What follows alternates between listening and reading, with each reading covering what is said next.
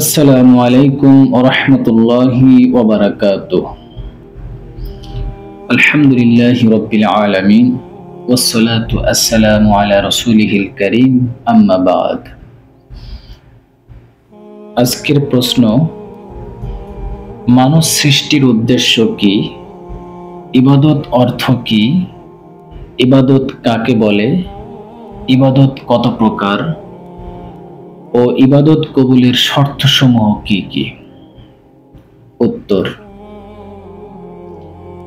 মানব সৃষ্টির একমাত্র উদ্দেশ্য আল্লাহর দাসত্ব বা গোলামি করা। কোরআন মাজিদের সূরা জারিয়াতের ৫৬ নং আয়াতের কিছু অংশে আল্লাহ পাক এই ঘোষণা দিচ্ছেন।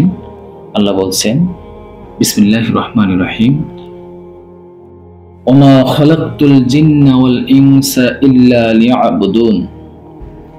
অর্থাৎ আমি জিন এবং মানব জাতিকে সৃষ্টি করেছি একমাত্র আমার ইবাদত বা দাসত্ব বা গোলামি করার জন্য। ইবাদত শব্দের শাব্দিক অর্থ, ইবাদত আরবি শব্দ, এর বাংলা শাব্দিক অর্থ হচ্ছে দাসত্ব করা, গোলামি করা, আনুগত্য করা, বন্দেগী করা ইত্যাদি। ইবাদত কাকে বলে? যে সমস্ত কাজে আল্লাহ সুবহানাহু ওয়া তাআলার ভালোবাসা ও সন্তোষ পাওয়া যায় তাকে ইবাদত বলে। ইবাদতের প্রকারভেদ। ইবাদত প্রধানত ৩ প্রকার: মানসিক ইবাদত, শারীরিক ইবাদত এবং আর্থিক ইবাদত। মানসিক ইবাদত যেমন ঈমান, আকীদা ইত্যাদি। শারীরিক ইবাদত যেমন নামাজ, রোজা, হজ ইত্যাদি। আর্থিক ইবাদত যেমন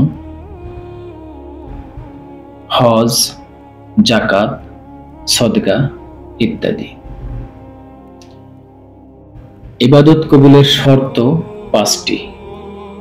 সুপ্রিয় দর্শক শ্রোতা বন্ধুগণ, যে আল্লাহ পাক রব্বুল ইজ্জাতের আমরা ইবাদত করতে চাই, দাসত্ব করতে চাই, গোলামি করতে চাই, তো এই গোলামি করতে হলে, দাসত্ব করতে হলে প্রধানত ৫টি শর্ত আছে।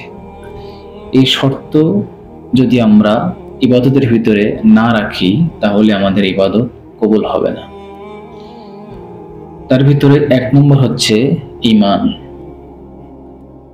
আপনি যে আল্লাহ তাআলার ইবাদত করবেন, সে আল্লাহ সুবহানাহু ওয়া তাআলার প্রতি যদি আপনার ঈমান না থাকে তাহলে সেই ইবাদত কবুল হবে না। তাহলে ইবাদত কবুলের প্রধান শর্ত এবং মূল শর্ত হচ্ছে ঈমান। ইবাদত কবুলের দ্বিতীয় শর্ত হচ্ছে ইখলাস, অর্থাৎ একনিষ্ঠ। আপনি আল্লাহ সুবহানাহু ওয়া তাআলার ইবাদত করবেন, অবশ্যই আপনাকে একনিষ্ঠভাবে একমাত্র আল্লাহর উদ্দেশ্যেই ইবাদত করতে হবে। এখানে কোনো শিরিক ভিতরে আনা যাবে না। যদি আল্লাহর ইবাদতের ভিতরে একনিষ্ঠ আল্লাহর ইবাদত ছাড়া কোনো শিরিকি চলে আসে তাহলে সেই ইবাদত কবুল হবে না। ৩ নম্বর হচ্ছে যে আল্লাহ পাক রব্বুল ইজ্জাতের ইবাদত আপনি করবেন, আমি করব, সেই ইবাদত অবশ্যই সুন্নাহ অনুযায়ী, রাসূল সাল্লাল্লাহু আলাইহি সাল্লামের সুন্নাহ বা নিয়ম অনুযায়ী হতে হবে।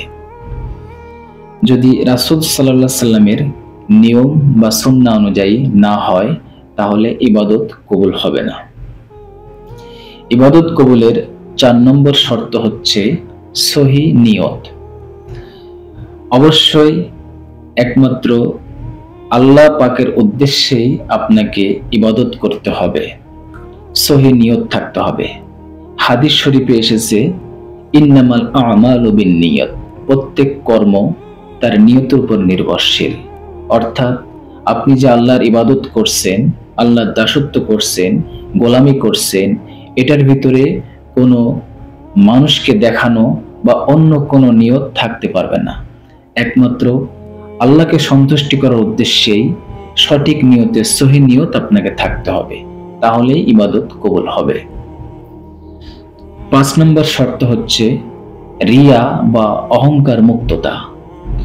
আপনি ইবাদত করার সময় যদি আপনার মনের ভিতরে কোনো অহংকার এসে যায় বা লোক দেখানো মনের ভিতরে চলে আসে, তাহলে ইবাদত কবুল হবে না। অর্থাৎ রিয়া মুক্ততা, অহংকার মুক্তভাবে আপনার আমার ইবাদত করতে হবে।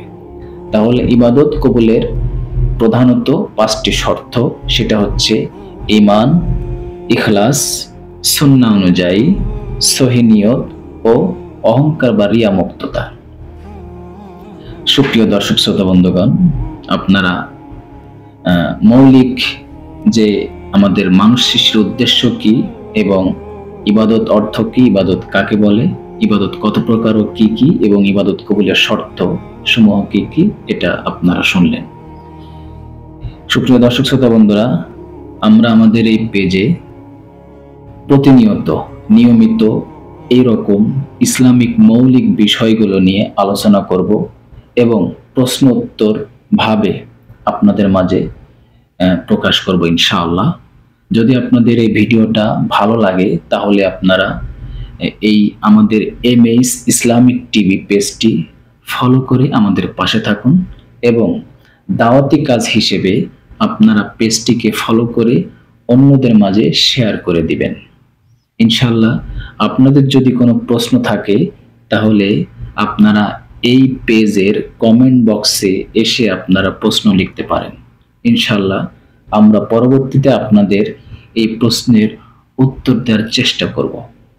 এবং প্রতি শনিবার আমাদের সৌদি আরব টাইম বিকাল 5টা এবং বাংলাদেশ টাইম সন্ধ্যা 8টায়, রাত 8টায় আমরা লাইভ প্রশ্ন উত্তর দিব ইনশাআল্লাহ। তো আপনারা সকলেই এই পেজটি দাওয়াতি কাজ হিসেবে ফলো দিয়ে শেয়ার করে ছড়িয়ে রাখবেন ইনশাআল্লাহ। আল্লাহ আপনাদেরকে, আমাকে সহ সকলকে ভালো রাখুন। আমা তৌফিক ইল্লা বিল্লাহ। আসসালামু আলাইকুম ওয়া রাহমাতুল্লাহি ওয়া বারাকাতুহু।